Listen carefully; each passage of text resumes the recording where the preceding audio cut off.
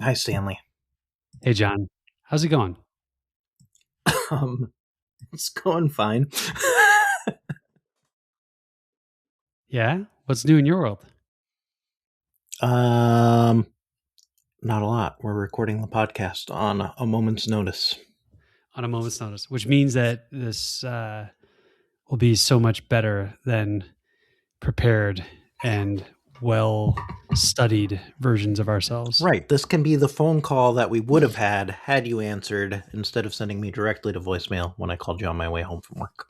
So when you called me, I was sitting in my poetry group reading Dante's Inferno. Ah, So I was a little I see how it is. preoccupied.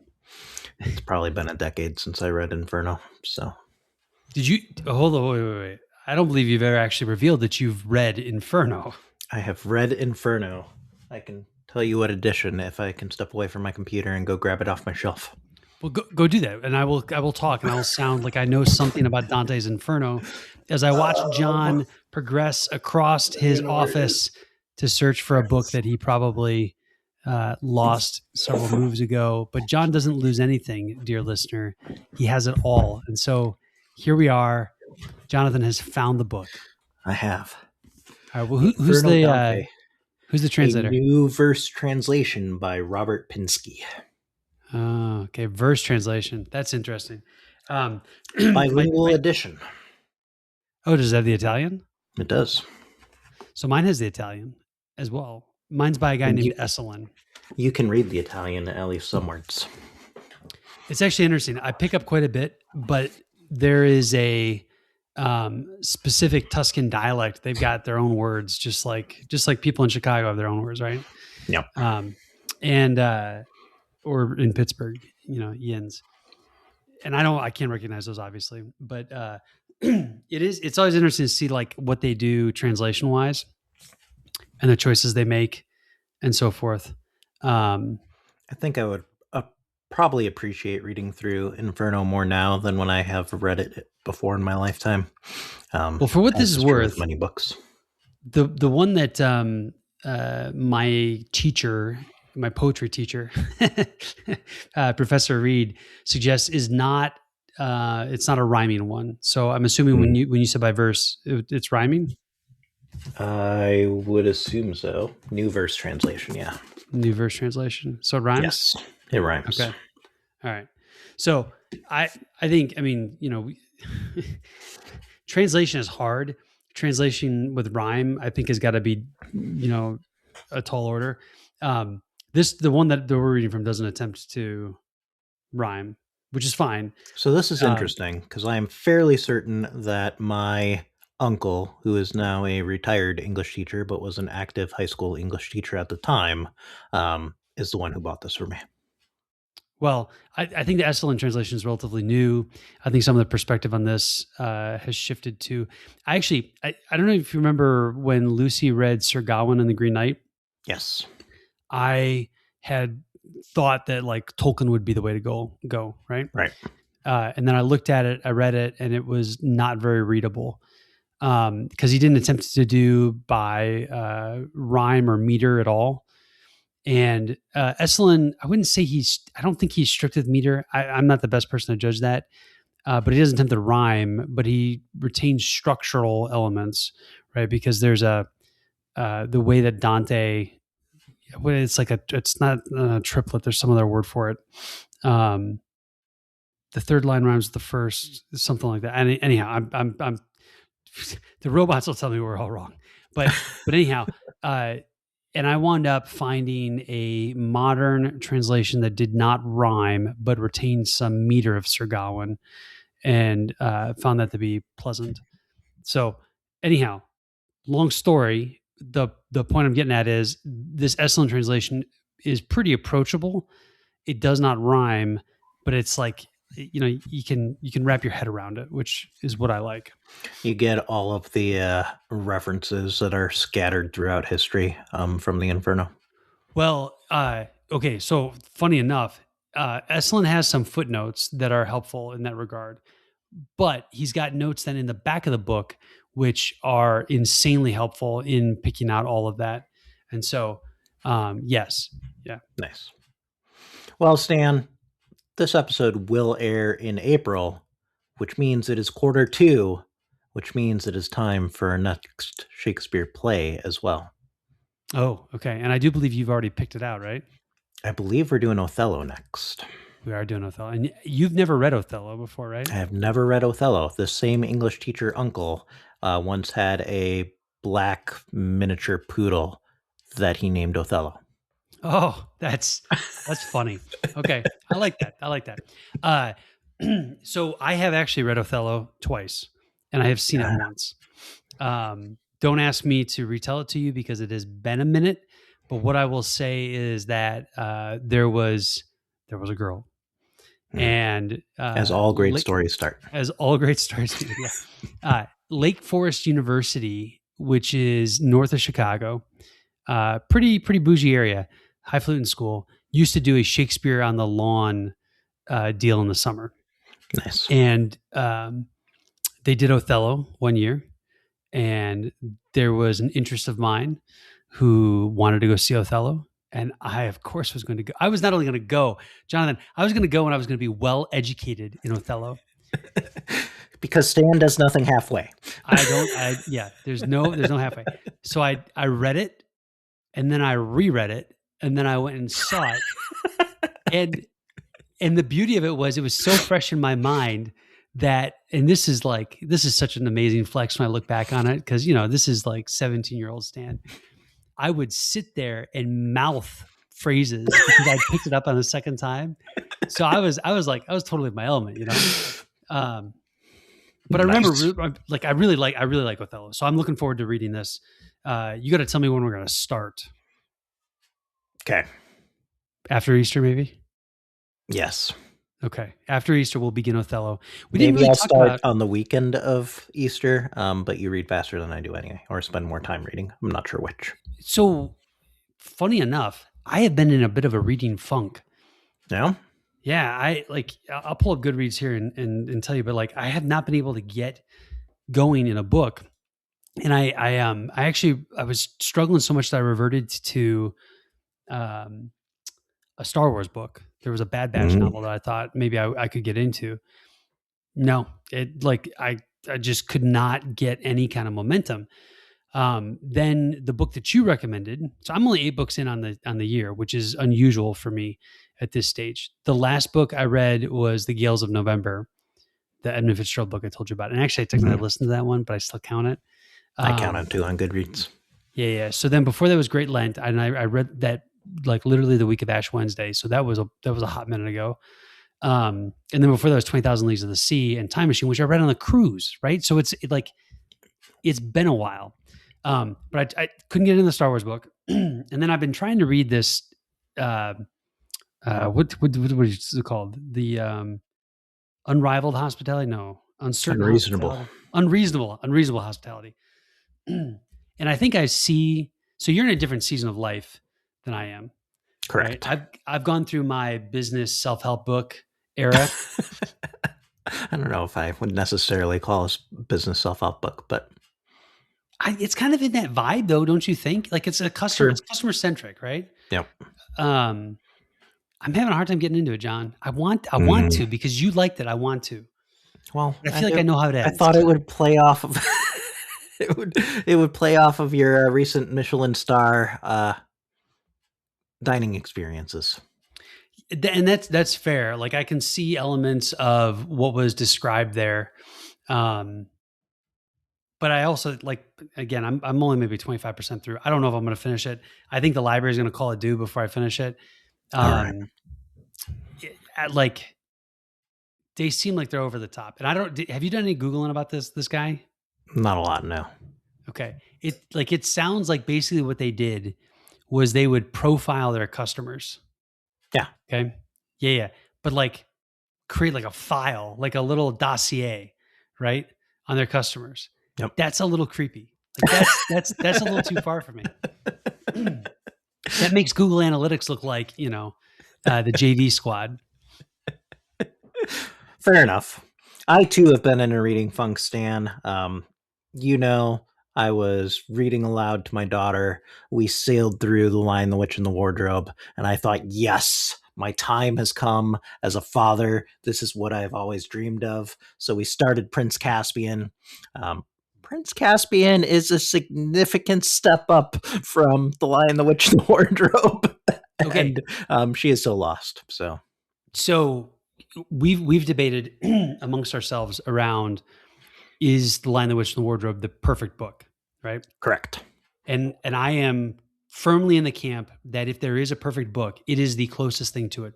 And I cannot, for the life of me, come up with a rival. Okay. Okay. So I'm there. But it is approachable for all ages. I think the beauty of it, and maybe what makes it so perfect, is it can be read aloud to a child. It can be processed as an adult, and you'll glean something out of it from both dimensions. Yep. Right. The rest of this series, in my opinion, is kind of like Harry Potter, right? Mm. No one wants to go read the fifth book when you're a second grader, Okay. right? Because like you're not there. And if you read them in publish order, which this is another case for not reading The Magician's Nephew first, Sarah Lemon. It's okay. She hasn't listened to the podcast. She'll never get that. But if you think about like when Harry Potter came out, right, we grew with the books as they were released. Right. And so the seriousness of which Harry goes through as he grows up, we experienced as we were growing up. And I think there's a certain element of that with the leap between Lion and Prince Caspian. I could see that. The characters And are I more think that was complex. probably intentional on Lewis's part. Yeah. Yes. So. There's nothing that Lewis did that wasn't intentional. Like I'm genuinely convinced he was a genius in every way imaginable. But so, you and I've talked a little bit about, I think, the Silver Chair and A Horse and His Boy are they're heady stuff, man. I don't know that I would ask someone in a Bachelor of Arts program to read those and fully grok the depths of those novels. It can be read as a kid for sure, but they are well, really I mean, heady and the books. kids always like the talking horses. So Everybody loves talking horses, right?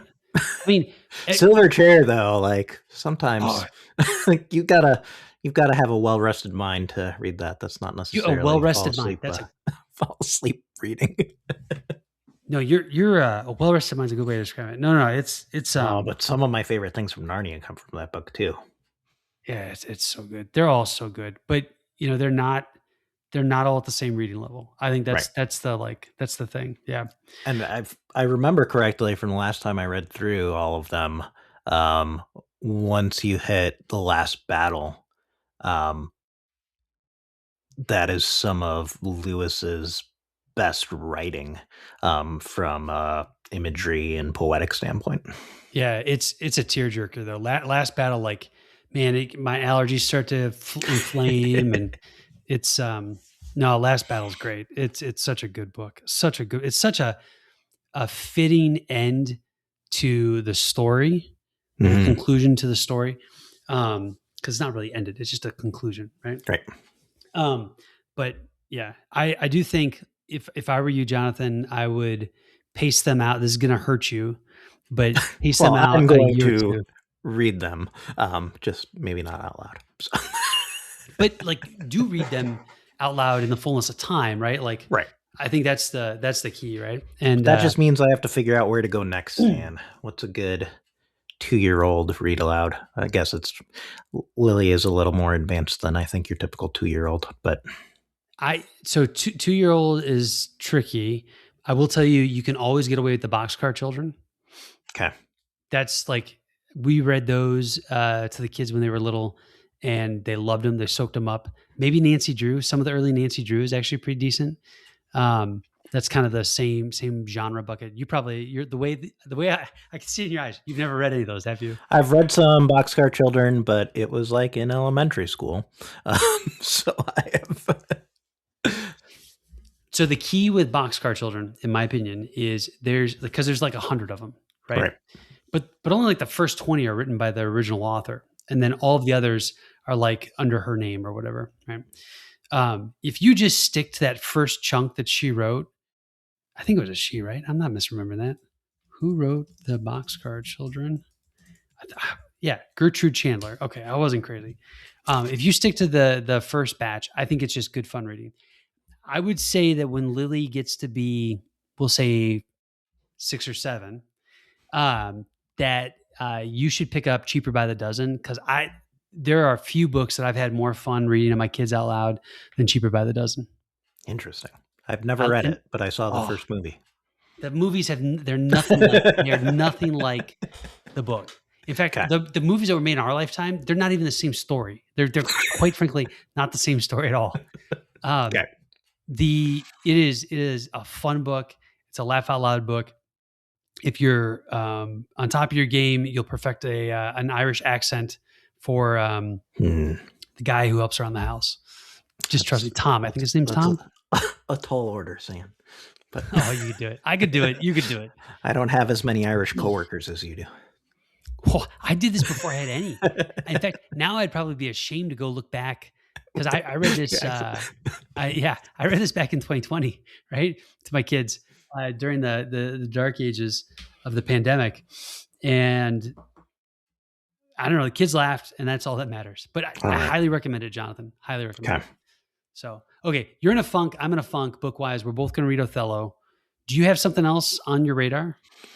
So I bought The Way of Kings to try to jump into Sanderson. You just had some disparaging comments about Sanderson and the actual Cosmere novels, but Well, all right.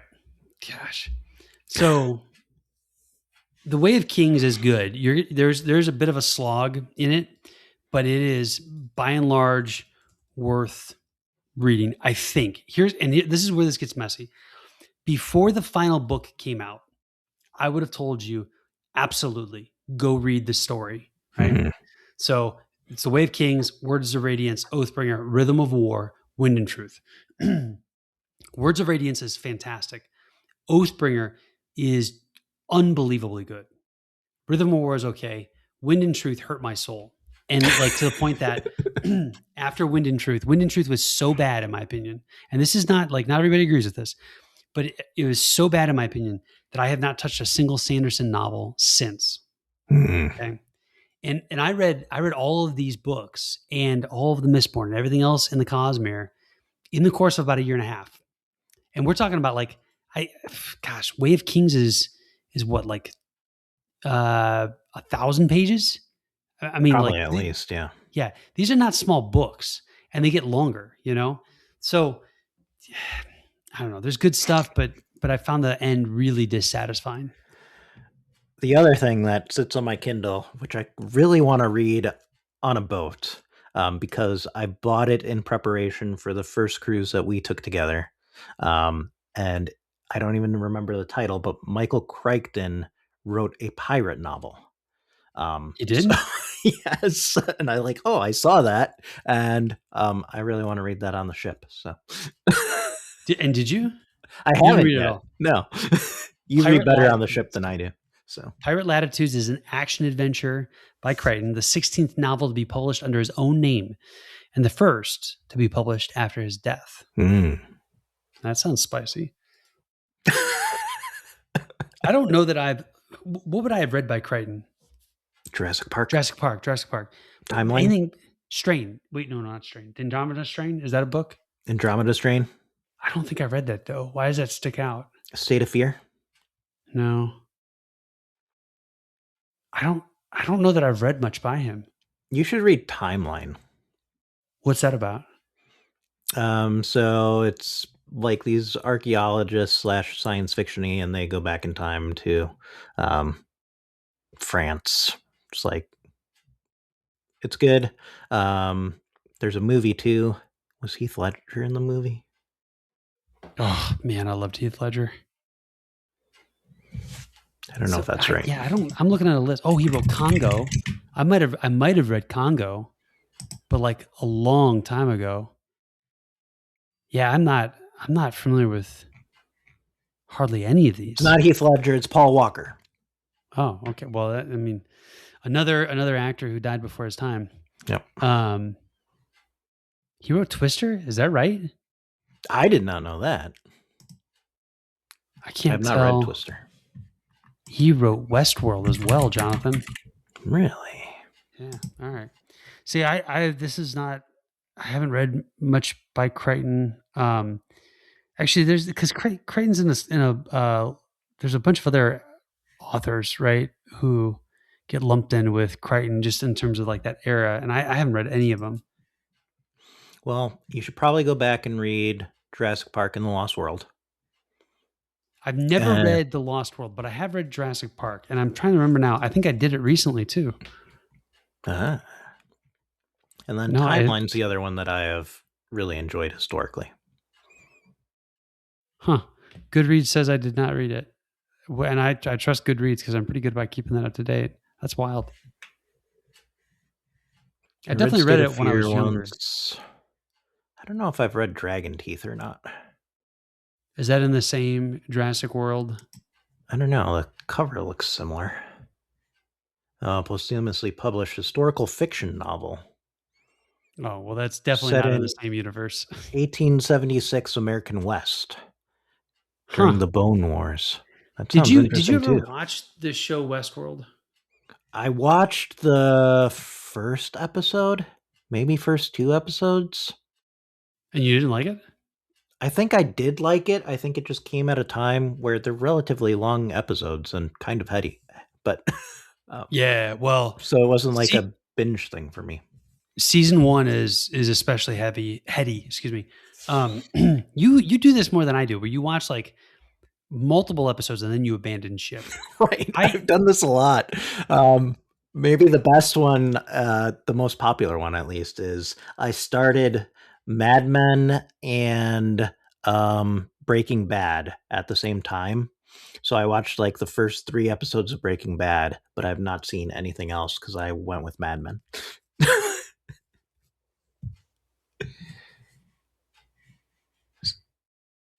Did you freeze, Stanley? No, I'm here. I'm here, John. I'm Okay. here. We're not even going to edit out. We're just going to let the robots deal with it. So sorry, did you say you finished Mad Men, right? I finished Mad Men, unfortunately. I should have abandoned before the last season. But So that's another one of those shows like West Wing, right? Where the first couple seasons are so fantastically written Mhm. and the art on screen is so fantastic. But whatever happens after like season 3 or 4, it's just not worth how it ends. And honestly, this is a great analogy for the Stormlight Archive, Okay. right? So the Way of Kings is kind of like season 1 of Westworld. Sorry, of West Wing, excuse me. Season 2, right, is definitely like Words of Radiance. Season 3 is mostly like Oathbringer. But then after that, like, you're just Wind and Truth the whole time, you know? You've heard me say this before. Like, I actually think that West Wing, the first 3 seasons, might be some of the greatest television ever written. For sure. Now, season 5, 6, not so much. All right. So Breaking Bad. I think I made it through more than one episode of that, but I didn't finish. I actually didn't find Breaking Bad interesting. I wonder if I would enjoy it more now. Okay. Everybody like loves it, and I've only watched the first 3 episodes. Like Yeah, so I don't much so know. that they had a spinoff. What else did I start? I watched the first episode of the what's the space one For All on Mankind. For And All you can never Mankind? remember the name of it. You can Yeah. never remember the name of it. But I saw that they're closing in on their final season, so maybe I'll watch that next. Yeah, so season 5 just dropped, or at least the first episode. I have not watched it yet. We will, because I genuinely like that show. And I'm just gonna put this out here. If they kill Margot in Russia, I'm gonna be so mad. And that is a spoiler. I'm sorry, internet. You have been working your way through a TV series that Anna and I have completed. Downton Abbey, right? Yep. I Yeah. haven't watched the most recent movie, but I think we So saw the other two. we, I think, are wrapping up the second to final season, or the last. Second to last season. And man, there's something about this show. It is expertly done. It's well written. The acting is superb. I have such visceral feelings towards some of these characters. Like the level of passion I get watching this show, Mrs. Lemon says that I've never been so adamant that we watch the next episode while simultaneously saying, I hate this show. I can't stand this show. Mary Nice. is awful. She's an awful human being. Somehow here we are, second to last season, and I'm feeling a little bit sympathetic for Barrow, and I'm mad about it. I don't know, man. And I didn't like Mrs. You should be Crawley mad at the about that. beginning. Yeah. I didn't like Mrs. Crawley at the beginning. I kind of like her now, you Yep. know? Yeah, Maggie Smith has been fantastic through this whole show. Mary, man, oh, I cannot stand that lady. Her and what's the butler's name? Carlson. Carlson. I wanted to say Carlton because we were talking about the 90s last week. Yeah, Carlson's got a soft spot for her. I have a soft spot for Carlson. I do not understand. I mean, I know he explains it in one episode, right? When she was a little kid, gave him a kiss on the cheek, yada, yada, yada. But I don't see it, Carlson. I'm sorry. She just seems like evil incarnate. I feel like she has a redemptive arc coming up for you, Stan. There's no possible way. After all the crap she's done, there's no possible way. And just like it keeps getting worse, man. I just went through this episode where she is so vile to Edith. And like Edith, I'm lukewarm on, but she's so nasty to Edith that I'm just like, kick her off the show. Right? Like just get rid of her. I love Tom. I could not possibly disagree with someone more on the show than Tom, and yet I love him. There you go. Well, good for you, Stan. What have I been watching? I finished season 2 of Drops of God. Okay, and what's the verdict? It's definitely different than season 1. It have but to be. but it's good. And it plays off the same themes. You get a little more character development of Camille and Issei. And then I've been watching season 2 of Shrinking, which you have no interest in watching apparently. But season 1 was better than season 2. Maybe I need to go watch the trailer or something. I haven't seen the appeal, and I like Harrison Ford's in it, right? Yeah, I take it or leave it. I'm not like, especially older of Harrison Ford. Like he is a wine that is past its good drinking date. So Michael J. Fox does make a guest appearance in season 2. Oh, okay. Man, I haven't seen Michael J. Fox in anything in a while. Gosh, was it All in the Family? Was that is that the show he did? What was the show when we were a kid? Yeah, I think that's right. Was that All in the Family? No, Family Ties. What am I saying? Family Ties. And then he was on Spin City too, wasn't he? Yes. Yeah. So, yeah, man, that's a throwback. Love those shows. I think Family Ties. I don't know if I've ever watched Family Ties with my kids. I wonder if that's on a channel I could stream, because I think they would enjoy that. But yeah. So, okay. Drops of God, season 2. You didn't hate. It was different. You didn't say you loved it, though. Yeah, I don't think it was as gripping as the first one is. It gets more, I want to say drama-y, but like the first season was full of drama. So, but does Luca pop up in season 2? He does. Oh, okay. Because I thought he was a pretty good character. I had a feeling he would be the bad guy or a bad guy. I don't know. Yep. The dad's kind of the bad guy. The dad is definitely a bad guy.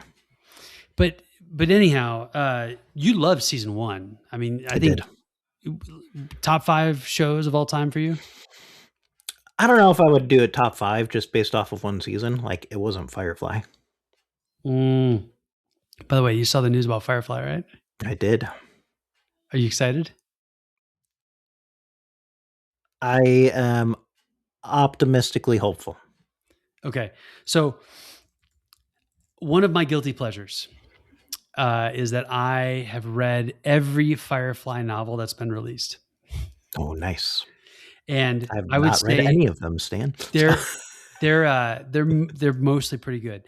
I got so hungry at one point because there was a gap between publishing, that I almost went out and bought comic books because there's a whole bunch of Firefly comic books. And what I would say is the way that they frame this, right, is that it's like the 8 or so months that said exists between the end of the final episode for their run and in the movie Serenity, Mhm. right? Um, and honestly, I've enjoyed every story that I've read that's been in that gap. So like, bring it on is basically the Nice. gist, right?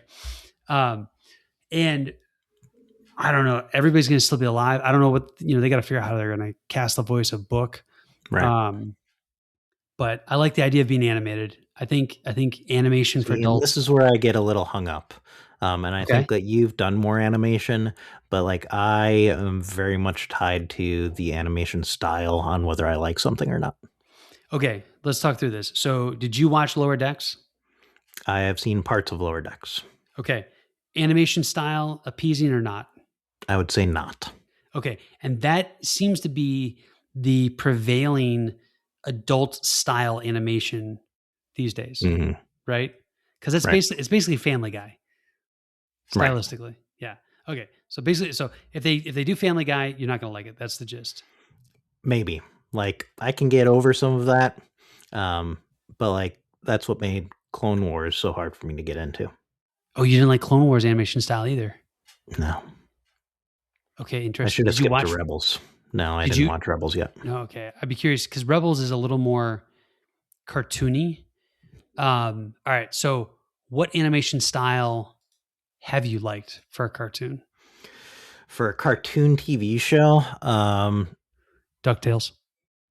I mean, like, yeah, all of the early stuff is pretty great. I haven't watched it as an adult, but so there's that. I think that some of the more anime ones I can get into. So, like, Full Metal Alchemist was an anime that I watched through all the way. This may have been pre-Stan. This is blowing BS. my mind right now. Pre-Metal Alchemist. I did not have Full that Metal on my bingo Alchemist. card. Wait, what? How do you say Full it? Metal Alchemist. Full Metal. I said pre-metal. Full Metal Alchemist. All Have you right. heard of this? No, but you Okay. said anime. Yeah. Did you have an anime phase I don't know about? I mean, it would have been like high school. Now you're gonna tell me that everybody had an anime phase in high school. I mean, my group of nerdy friends did. We'd play Halo and watch anime series. So you're telling me that if Firefly animated as anime, you'd be cool. I think that would be completely on brand too. It absolutely would be on brand. And I had not once considered the possibility that it would be anime. That's what's like breaking my brain a little bit right now. That would absolutely be on brand. Okay. Huh. I didn't look up what So- was the Firefly animation studio that they got locked in. I have not gone this deep. I just saw the announcements. Well, he Shadow Machine, so known for Guillermo del Toro Pinocchio. All right, I gotta look at. I have no idea what this is. I never dawned on me to go look at this. Oh, this is interesting. This is a Netflix show. This is gonna be digital animation. You should here. I'm gonna send this to you, John, so you can see this. This is fascinating to me. I'm curious, just based upon the pictures that you see in Google, is this animation that you would find palatable? I think that I watch the beginning no matter what. I just I- want to know animation style because this is definitely not anime. This is digital, right? Oh yeah, I guess this- everything's digital. I think that I could probably get into this. This looks to me like Coco, stylistically. Parts of it, yeah. Coco and I'm maybe trying to get over like Yeah. the texture of Pinocchio and see what this actually ends up as. all right. So this is wild. So this is the group that's going to do the movie. I'm just gonna Because this I'm is gonna- almost like it's trying to be high fidelity claymation style almost. that is that it does remind me of that too. So I sent you another link. This is the official supposedly concept art for the Firefly animated series. As found is on this- Reddit, and we all know how much we can Reddit is trust Reddit. where the truth of the universe exists. Hang on, I have to prove I'm human in the age of AI. I wonder why I didn't have to. You're probably logged into Reddit, Stan. I'm actually not logged in right now. I'm not logged in right now, but yeah. Okay, like this looks realistic. It looks realistic. So now just imagine it digitally animated. I don't know. I don't know. We'll see. This is more realistic than anything We I would have can think of expected. Yeah. off the top of my head, right?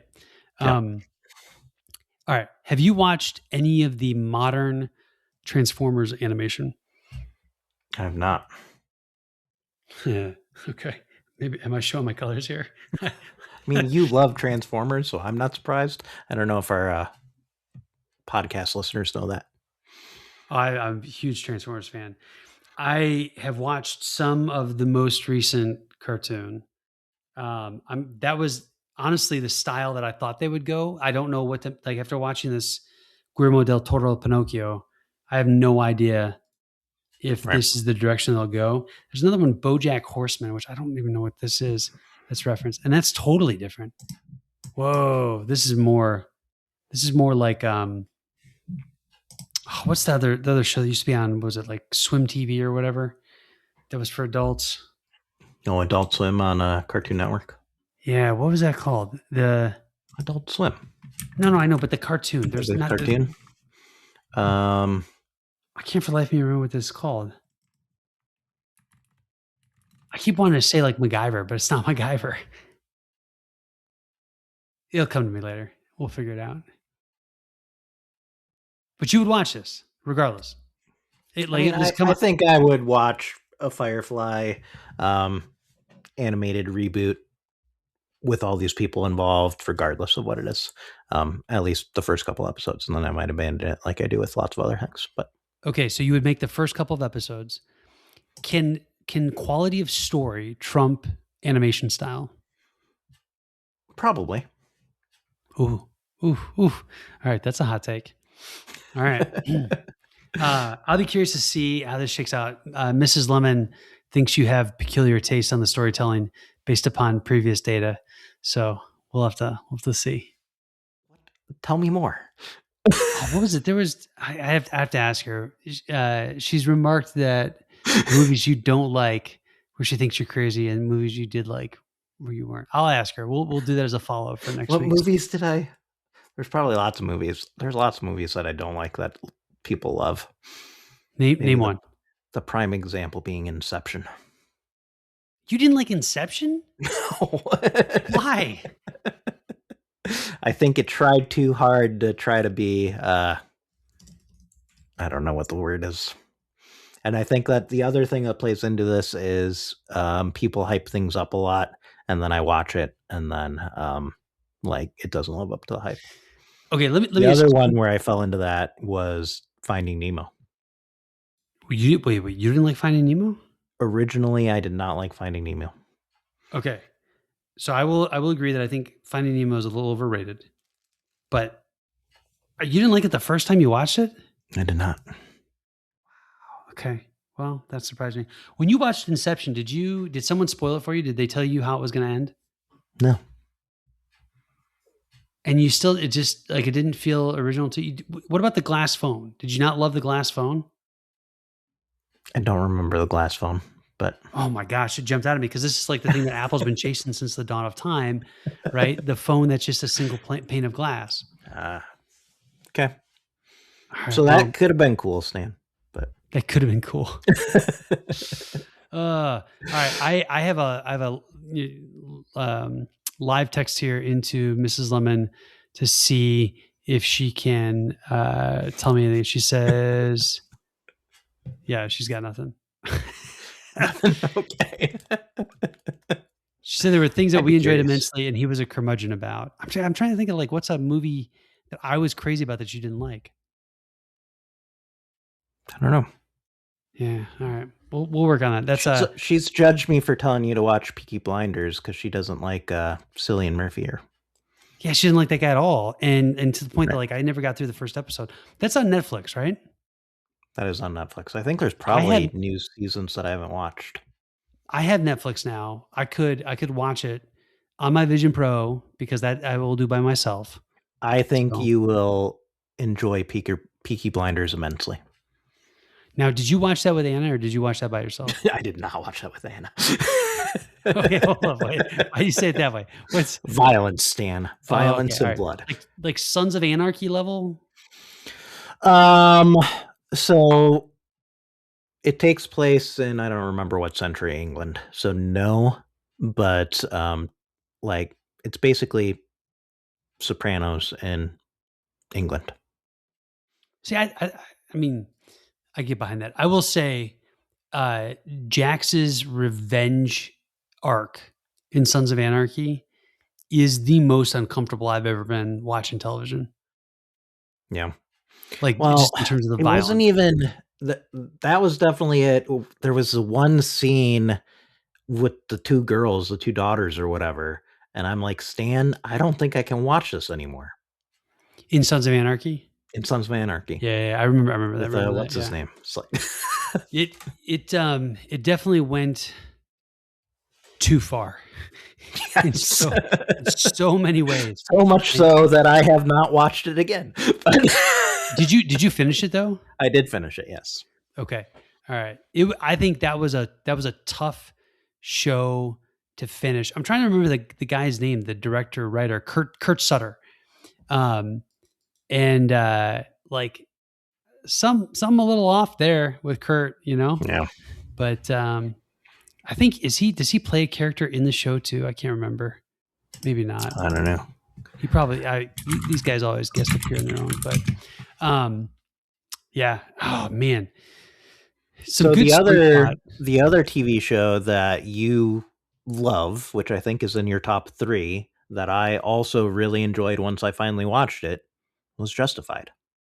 Oh yeah, that's definitely my top five. Unequivocally my top five. I think my top five has been pretty consistent over time, right? Yeah. So West Wing, Sopranos, Justified, um, Deep Space Nine, Firefly. That's usually my top five. I don't I know don't if I think I've can name been my top 5, I don't think but I've those are all been good. wavering on those at all in my time. Yep. Right now we get to the top 10. It's much harder, much harder. And for those that are sitting here going, wait, Stan, I thought you loved Star Trek: The Next Generation. You're correct. I do. I think Deep Space Nine is the best writing in the Star Trek universe. I think I agree with that. Yeah, it's a rough first season 1 and 2, but I'm telling you, you get through like seasons 4 through 7. There is just some magic in the way that they tell that story. And also, like, here's the other thing that I always kind of taken aback by.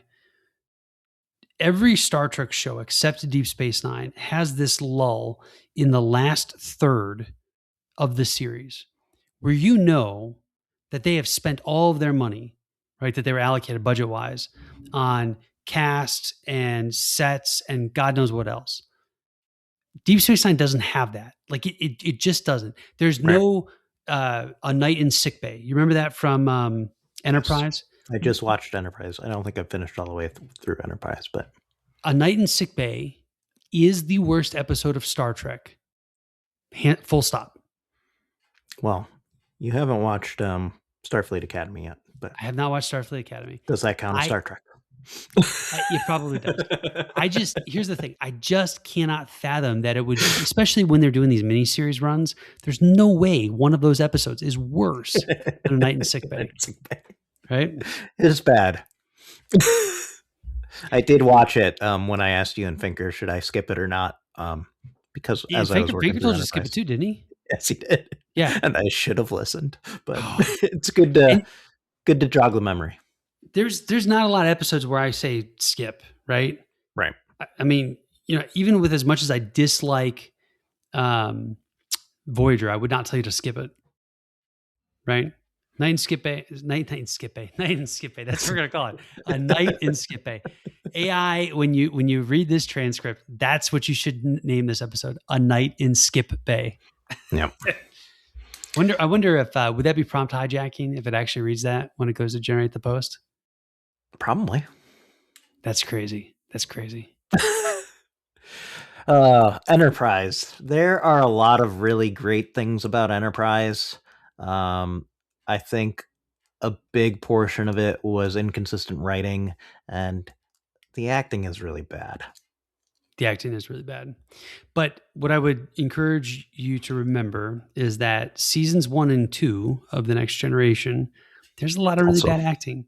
true. You jump to Deep Space Nine, and Dax and Bashir, who is like, he was on Game of Thrones, like he's at the top of his game. Really bad actors, Okay. right? Like they just, those first seasons are rough. But yeah, Enterprise, the acting is bad.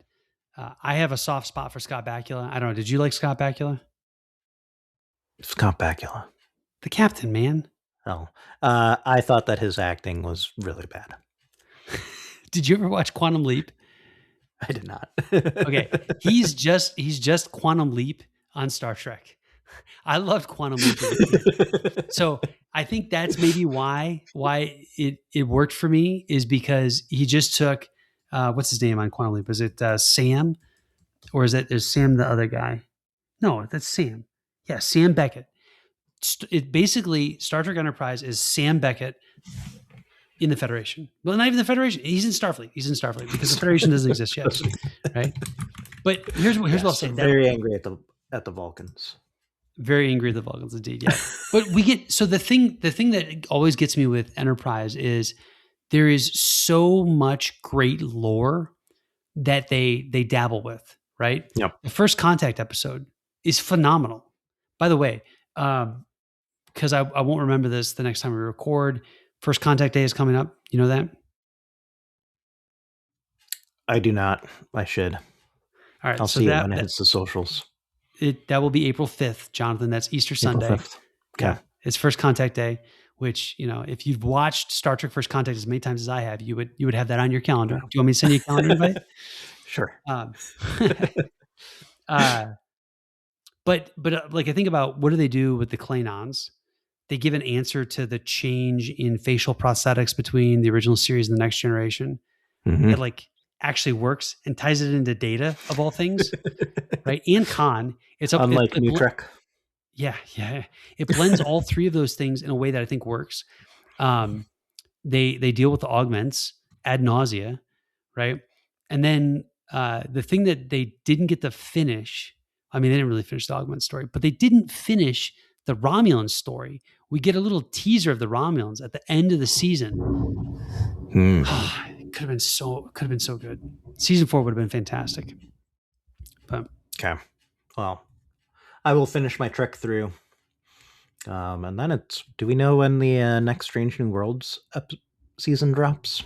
It should be coming up. It should There's be coming a thunderstorm outside, Stan. What's funny, John? So it'll be interesting to see if it comes through on the audio, because I heard it, but I saw the flash behind you, which you probably didn't see. Did you? I didn't. No. Yeah, I saw the flash. Like, either that's a snow truck or there's gonna be lightning. So, yeah, the joys of recording with the video on, eh? Right. Strange New Worlds. Is this this is the final season, right? Or no, this is season 4. No, they just wrapped filming the final season, so I think we have 2 more. Oh man, that's such a good show. I don't know what they're going to do when they're done. Like, I feel like there's more story to be told there. Yeah, and I mean, they canned Starfleet Academy. So there's like a tizzy about that too. There's no Star Trek stories in the works, at least that the public knows about. So IMDb does not list when season 4, episode 1 premieres. Let's see if Strange New Worlds season. I feel like I saw something posted. No, it just says summer or late 2026. Okay. I mean, I was reading that season 3 was not well received. I don't have an issue with season 3. It wasn't like seasons 1 and 2 are so good. Yep. I'm not sure season 3 has the same level of rewatchability. I kid you not, Jonathan, I've seen season 1 5 or 6 times all the way through. Seriously. Yeah. I Yes. think I'm at like 3, but Yeah. It's that's like me and the first season of Ted Lasso. I've seen that one. I think I've seen that one 3 times. But yeah. No, I mean, some of these shows, there are certain seasons, right? They have a rewatchability Yep. that is just next level. First 3 seasons of West Wing, right? Rewatchable. The Fi Sopranos. Firefly, Sopranos, yeah. Firefly. How many times have you watched Firefly? A lot. Yeah, yeah. In fact, so it's only 16 episodes, right? But I Right. think I have seen that in its entirety probably no less than 20 times. Yep. And that sounds realistic. This is crazy. This is why I think I'm going to love the animated show. Here's the other thing too. Who's the biggest Firefly fan in the entire verse? Nathan Fillion. Nathan Fillion. Absolutely. Right? And he has gone above and beyond to salvage this thing. So I think it's going to be great. Speaking of Fillion, you know what I watched?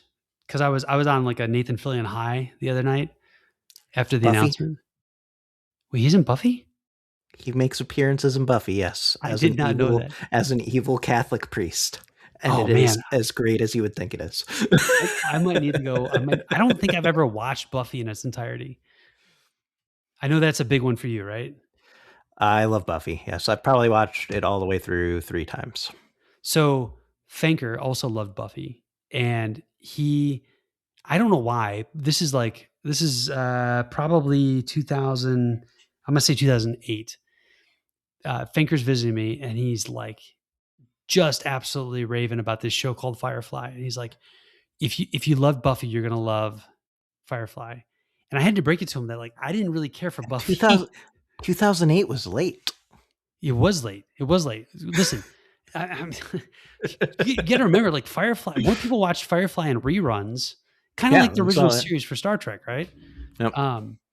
But anyhow, I was like, all right, I'm not really sold on Buffy. I think we watched an episode 2 of Buffy. I'm like, this show's dumb.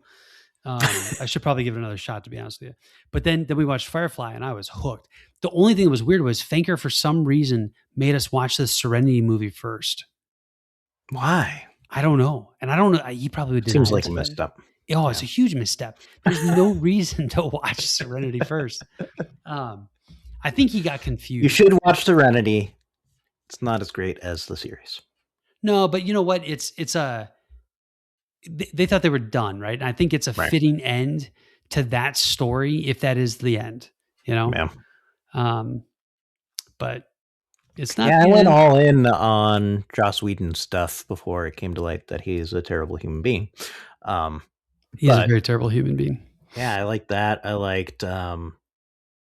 I got pretty deep into Dollhouse, which was a very, very slow to get going. Yeah, that was another Buffy movie, and Angel are great. Show rather, that I think Fanker liked a lot. I don't even remember what was the premise of Dollhouse. So basically, it's what's her name, Eliza Dushku, and she's like this blank slate, and then they like upload personalities and skill sets into her, and then it wipes it before the next episode. So I'm getting like Matrix and Westworld vibes. Yeah, very much like that kind of thing.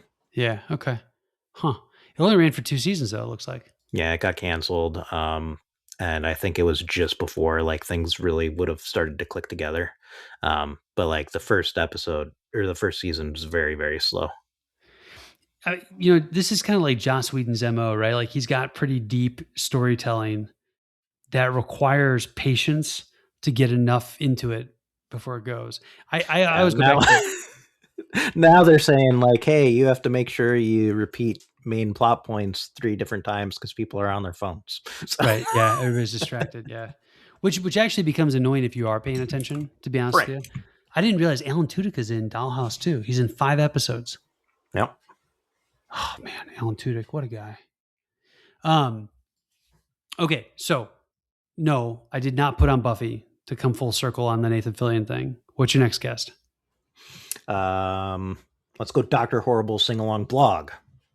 What the heck is that? You've never seen Dr. Horrible sing along blog? It was during this writer's strike. It was another Joss Whedon thing, and they put it out on the internet during this writer's strike, like jumping around all things. Felicia Day's in it. Nathan Fillion is. Oh, I don't even know where you can find this now, Stan. Oh my gosh, I've never even heard of this. Neil Patrick Harris. It's a musical. You've got Why to in the watch heck this. is that your second guess after Buffy? We're talking Castle? about Nathan. Yes, Castle. That was the one I was looking for. Holy crap! We go Dude, from you've Buffy- got to watch Dr. Horrible sing along blog. Oh my gosh! Yeah, Castle. So I rewatched 2 episodes, the pilot and the second episode of Castle, and I like that show, John. I didn't like how it ended, but man, I like that show a lot. I could get into rewatching that. The other thing that we started to watch on this like Nathan Fillion bender is Rookie. Have you seen Rookie? I've not watched any Rookie. So, okay, I'm gonna brace you for this now. It's not a comedy. I think that's probably why I didn't watch it. Okay, it's still good, but I walked into it thinking, because it's Nathan Fillion, right? Like, does he do serious roles? Turns out he does. Right. Okay. Yeah, I thought Castle was as serious as he got, but it turns out no, this is like a legit serious role. I mean, Mal is more serious than Castle. That's fair. That's fair. That's fair. I don't think of Mal as a serious character, but yeah, he absolutely is. That's totally fair. That is a show, not to keep going back to Firefly, that is a show that does comedy and action better than anything I can think of. Yeah. I mean, like, well, and it deals with like really heavy stuff too. Yeah, it does. It really does. And I think that Nathan Fillion specifically is really great about acting that out. Yeah. No, I think you're spot on. So I was going to say the only other show I can think of that actually balances comedy and action in the same way is Justified. Yeah. Because Justified is like laugh out loud funny sometimes. Right. Yeah. Especially Boyd. Man, Boyd, Boyd is such a great character. Such a great character. All right, Jonathan. I've got to find you a place to watch Dr. Horrible's thing. Yeah, that's your homework. You're going to work on that. This is a whole, like right now you can buy it for $20. It's in standard definition on Amazon Prime. It's like, there's got to be a way that it's streaming somewhere. So, but what I hear you saying is it might be worth the $20. I think it would be. It's only 43 minutes long, Stan. For $20, 43 minutes for $20. Yeah, I feel like that's a pushing it a little bit here. Okay, all right. Here's the thing. Here's my promise to you. If between the now and the next time I see you physically in person, I have not watched this thing. I will splurge for the $20 and 2 bottles of fine wine, and we'll watch it. We won't drink all 2 bottles during the 43 minutes, but Mrs. Lemon has to watch this too. Okay, all right. She's got a much broader sense of humor than I do. So, and it's a musical. So, all right. You know what show she liked that I couldn't stand? What was that? It was not Brigadoon. It was Schmigadoon. I watched the first episode of that too. Yeah, she People loved that. I was so over it. So over it. Yeah. All right, Jonathan.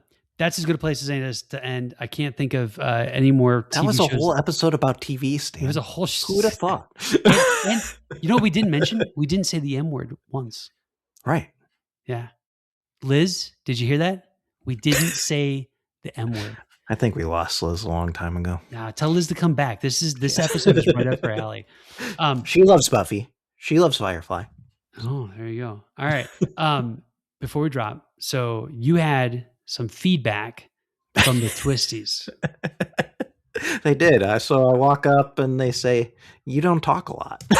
The podcast. This was specifically about the 90s episode. I said, like, sometimes Stan cares more about things than I do. Well, there's that. And then there's also John. There's Tired John, right? There's Tired John. You get Tired John on the mic, and he has to abso-freaking-lutely love whatever the topic is, right? and the Venn diagram of things that John loves Well, it's not even Venn diagram. It's just like a little small dot on a page, right? It's pretty small, man. It's pretty small. Like you get going about You're a not couple wrong. things. Buffy is one of them. We could do a fan cast on Buffy. You want me to watch an episode of Buffy every week, and then There you we could go. monologue. I That's don't. I think that would get old pretty fast, Stan. you really? You think? I bet you. There's like a Maybe. bustling I'm probably due demand. for a rewatch. When was the last time you watched it? I watched it with Anna, so it's been within the last decade. Okay. Here's I've been thinking about this all day because I actually saw you Did drop. I talk enough this episode? That's the question. That's the Okay. question, right? So first of all, the Twisties have to listen to this episode, and they have to evaluate how was John's airtime. And I would really appreciate agents when you are looking at the transcript, just kind of count words. John versus Stan. Give me a total in the summary for this week, please. Agents, Codex, What are we shooting or for? Claude. I don't Are know. we I don't know shooting what for we're shooting 40%? I 40%, don't John? know. Less than that? Last week, if I had to guess, was probably like 5%. So like, let's just set a goal for 15. Okay.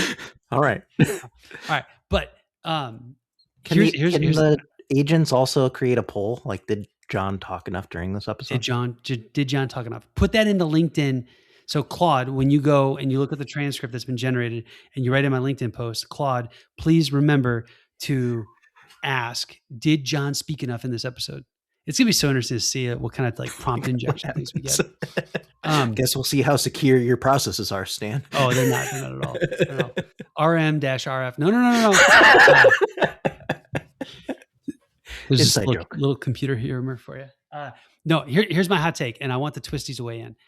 I think you should do a monologue about 10 minutes into every episode. You talk about whatever you want. You can write it out, whatever you get the robots write it out. But it could be like Johnny Five. We'll call it, oh, there's a TV reference for you, a movie reference. You remember that? Johnny Five, the robot? I remember this. I don't know that I ever actually watched it. The movie Short Circuit. I loved it. So we'll call this segment Johnny Five. It's a 5-minute monologue. 5-minute monologue where I just talk for 5 minutes. Yeah. Okay. You think you can do it? Not without preparation. I thrive off of asking questions, Stan. Okay. All right. I still think you should try this. I think you should try this. And then at the end of the 5 minutes, I will ask questions of you. We'll see if we can get you to go for another, 2.5 minutes. There you go. All right. Sounds like a plan. All right. Jonathan, happy Easter, and we'll talk to you next time. Happy Easter.